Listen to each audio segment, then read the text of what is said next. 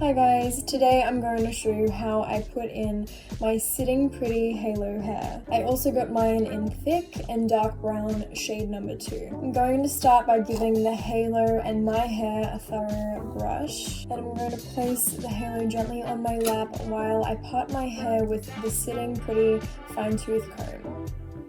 Part it down the middle like so, and I will take the crown of my hair, a good amount because this is what is going to hide the back of the halo. I'm going to clip it and then take the halo over my head. As you can see, the halo is sitting nicely against my head. I'm going to unclip the top of my hair and allow that to fall naturally over the back of the halo. At this point, the back is completely hidden. And pull your hair around the top here where the wire sits, just to blend and hide the wire completely from the other side. At this point, the wire is almost completely hidden, but it is a little visible right here. So I'm going to take the comb again and just push along the wire and then to brush up any hair that comes. And on this side, as you can see, the wire is completely hidden. So I'm going to do the same on the other side. And there we have it. It is completely hidden. This adds so much volume to my hair and thickness. If I bring it all forward, my hair just looks so